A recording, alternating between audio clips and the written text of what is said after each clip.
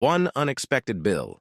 That's all it takes. A car repair, a medical copay, a broken appliance, and suddenly you're choosing between the electric bill and groceries.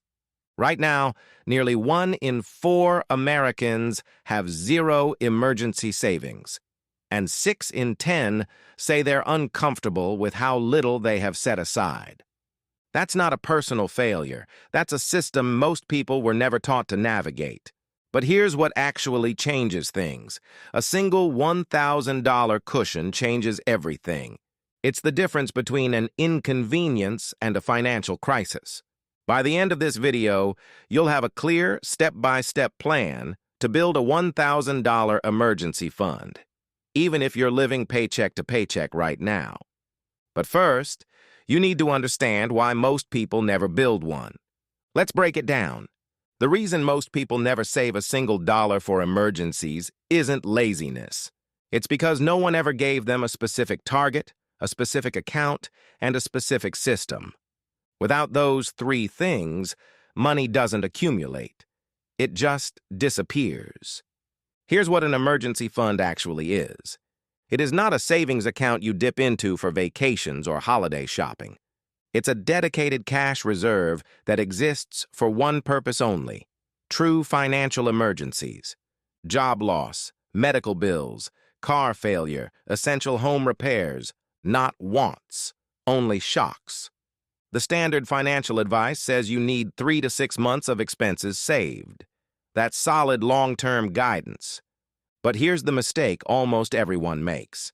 They look at 3 to 6 months, feel the number is impossible, and never start at all. So forget 3 to 6 months for now. Your only target today is $1,000. Here's why $1,000 specifically. Research consistently shows that most Americans' unexpected expenses cluster under $1,000. A $1,000 cushion absorbs the majority of financial emergencies before they become debt. Without it, that $600 car repair doesn't stay $600. At 24% APR, it quietly turns into $800 or more, and you don't even notice it happening. $1,000 breaks that cycle before it starts. Now here's the key question. Where do you keep it? Not in your checking account, not under your mattress. You put it in a high-yield savings account, completely separate from your daily spending money. And this part matters more than people think. Right now, the best high-yield savings accounts are paying around 4% APY. The average traditional savings account pays 0.38%. That's a 10-to-1 difference on the same money. The separation is intentional. When your emergency fund lives in a separate account, it doesn't disappear into everyday purchases. It stays put until you actually need it. Look for accounts with no monthly fees, no minimum balance requirements, and FDIC insurance. The best ones are online and take 10 minutes to open. Now let's talk about how to actually build the $1,000. Step 1. Calculate your gap. Pull up your bank account right now. How much do you currently have in savings? 0? 200? 500? Whatever the number, subtract it from $1,000. That gap is your only target. If you have nothing saved, $1,000 is the goal. If you have $300, your goal is $700. Simple, specific, achievable. Step 2. Find $50 to $100 per month. Most people can find $50 to $100 in their current spending without drastically changing their lifestyle. That's the entry point, not a dramatic overhaul. Pull your last 30 days of spending.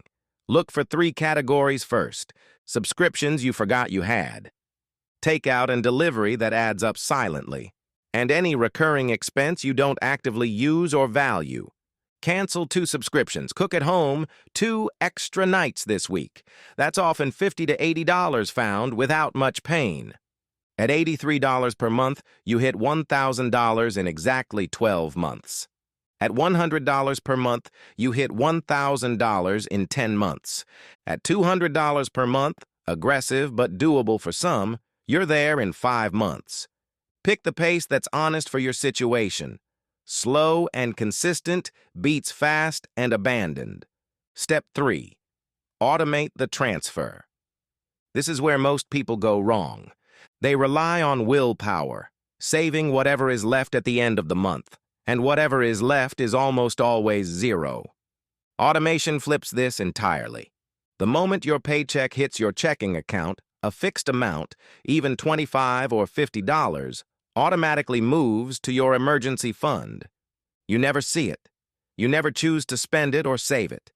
It just moves. Automation removes the decision, and removing the decision removes the failure point. Set up a recurring transfer the same day your paycheck arrives.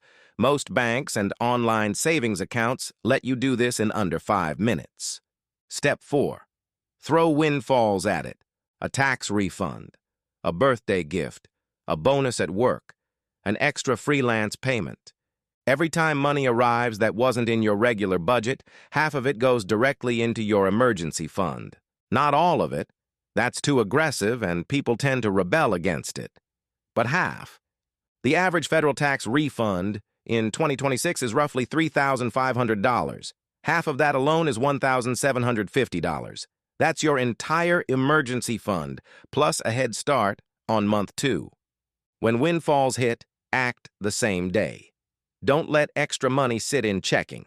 It disappears within days. Step 5. Protect it like it's rules, not willpower. The biggest threat to your emergency fund isn't unexpected expenses. It's you deciding that something non-urgent counts as an emergency. A concert ticket is not an emergency. A sale that ends tonight is not an emergency. A flight deal is not an emergency. Set a rule before you touch it. Is this an unexpected, necessary, non-optional expense? If the answer isn't immediately yes, it's not an emergency. One more thing worth saying. If you carry high-interest credit card debt and have nothing saved, build the $1,000 first, then attack the debt. This sounds counterintuitive, but without a cushion, every unexpected expense adds new debt, and you can never get ahead. The $1,000 fund stops the cycle from restarting. Let's recap the 5 steps. Calculate your gap and set a specific dollar target. Find $50 to $100 per month in your current spending. Automate the transfer on payday before you can spend it. Send half of every windfall directly to the fund, and protect it with a strict definition of what actually counts as an emergency. That's it. No tricks, no extreme budgeting. Just a system that works quietly in the background while you keep living your life. If you want to master money in America, subscribe. Every week we break down the financial system into simple strategies anyone can use. No finance degree required.